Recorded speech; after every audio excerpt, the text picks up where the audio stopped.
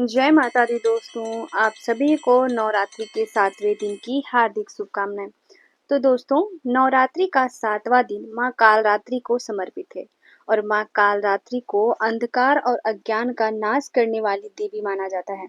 इनकी पूजा से भक्तों की काल से रक्षा होती है और शनि के अशुभ प्रभाव भी कम होते हैं। तो इसीलिए सभी मनुष्य को माँ कालरात्रि की पूजा हमें जरूर करनी चाहिए।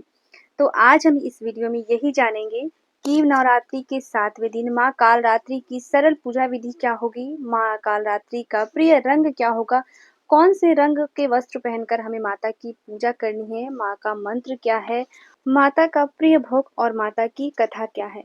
तो वीडियो बहुत ही महत्वपूर्ण होने वाला है, इसीलिए वीडियो को अंत तक जरूर देखें। और अगर आप सभी के लिए वीडियो हेल्पफुल होता है तो प्लीज एक लाइक जरूर करें और इसके साथ ही मेरे चैनल को सब्सक्राइब करके बेल आइकन को प्रेस कर दें ताकि मेरी आने वाली वीडियो की सभी नए नोटिफिकेशन आप सभी के पास सबसे पहले पहुंचे।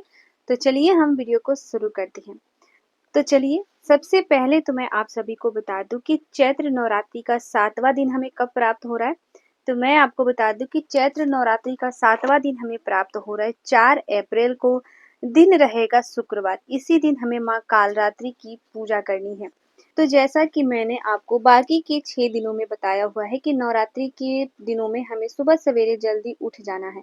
तो नवरात्रि के 7वें दिन भी हमें सबसे पहले तो सूर्य उदय से पूर्व उठकर हमारे अपने घर के जितने भी कार्य हैं, घर की साफ सफाई या कोई और अन्य कार्य, तो वो सभी हमें करके स्नान ध्यान कर लेना है। इसके बाद हमें नीले रंग का वस्त्र धारण करके इस दिन माता की पूजा करनी है। माता को नीला और काला रंग अत्यंत ही प्रिय है, तो इसीलिए इस दिन पे हम माता की पूजा नीले रंग के वस्त्र पहनकर माता की हमें पूजा करनी है। इसके पश्चात सबसे पहले हमें सूर्य देव को 1 लोटा जल अर्पित करना है। फिर जहां पर हमने चौकी लगाई है उस जगह को अच्छे से साफ व स्वच्छ कर लेना है। लेकिन हमें ध्यान क्या रखनी है कि झाड़ू हमें नहीं लगाना है, किसी भी साफ कपड़े से हम पोंछ सकते हैं। इसके बाद सबसे पहले हम गंगा जल का छिड़काव कर लेंगे, ठीक है। और सभी सामग्री को हम एकत्रित करके एक स्थान पर रख लेंगे। फिर हमें आसन लगाना है, एक लाल रंग का आसन हम लगा के बैठ जाएंगे। सबसे पहले गंगा जल का छिड़काव करते हुए हमें गणेश भगवान और कलश देवता की पूजा करनी है, जौ वाटिका की पूजा करनी है, एक घी का दीपक हमें यहाँ पे प्रज्वलित कर लेना है। इसके पश्चात हमें माता की विधिवत पूजा करनी है। इस दिन माता को हमें लाल रंग के पुष्प और वस्त्र जरूर अर्पित करने चाहिए। लाल और नीला रंग माता को हम इस दिन पे चढ़ा सकते हैं, तो मिल जाता है तो नीले और लाल रंग का पुष्प हमें जरूर चढ़ाना चाहिए। और साथ ही में अगर हम वस्त्र अर्पित करते हैं तो इस दिन पे लाल और नीले रंग का ही वस्त्र हमें माता को अर्पित करना चाहिए। इसके साथ ही माता की पूजा जो है वो अक्षत, फूल, रोली, चंदन, धूप, दीप आदि से हमें माता की पूजन कर लेनी है। माँ को इस दिन पे गुड़ का भोग हमें लगाना है, या गुड़ से बनी मिठाइयों का भी हम भोग लगा सकते हैं। और माता को सबसे प्रिय है मालपुआ, तो हो सके तो इस दिन पे हम मालपुए का भी भोग लगा सकते हैं, लेकिन गुड़ का भोग हमें जरूर लगाना है। और इसके साथ ही मेवा मिठाई और माता का जो सबसे प्रिय है लौंग इलायची हमें जरूर रख लेना है।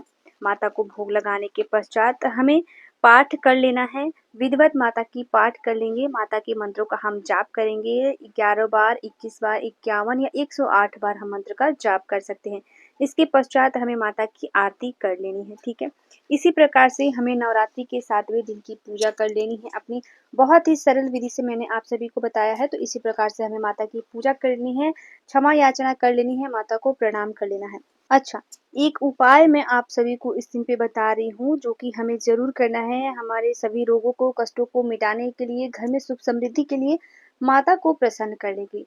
तो उपाय कौन सा है? माता को गुड़हल का फूल बहुत ही प्रिय है, तो इस दिन पे हमें माता को गुड़हल के फूल की माला बनाकर जरूर अर्पित करनी चाहिए। इससे माता बहुत ही प्रसन्न होती हैं, अपनी कृपा हमारे ऊपर सदा सर्वदा बनाए रखती हैं। इससे सभी रोग, कष्ट, दुख दूर होते हैं, ठीक है। और हमारी कोई मनोकामना हो तो वो भी पूर्ण होती है, ठीक है। तो इसीलिए इस दिन पे हमें माता को मिल जाता है तो गुड़हल के फूल की माला बनाकर जरूर चढ़ानी चाहिए, ठीक है। तो एक छोटा सा उपाय मैंने बताया है, तो आप लोग जरूर इसे करके देखें। तो इसी प्रकार से हमें पूजा कर लेनी है। दोनों समय हमें माता की पूजा करनी है, दोनों समय हमें भोग लगाना है और आरती भी हमें दोनों समय ही करनी है, ठीक है। तो आशा करती हूँ आज का वीडियो आप लोगों के लिए बहुत ही हेल्पफुल लगा। वीडियो अगर हेल्पफुल होता है तो प्लीज़ एक लाइक ज़रूर किया करें। आपकी एक लाइक से हमें बहुत ही प्रेरणा मिलती है। तो लाइक तो ज़रूर ही किया करें और इसके साथ ही इसी तरह के और वीडियो देखने के लिए मेरे चैनल को सब्सक्राइब भी कर दें और बेल आइकन को प्रेस कर दें ताकि मेरी आने वाली वीडियो की सभी नए नोटिफिकेशन आप सभी के पास सबसे पहले पहुँचे।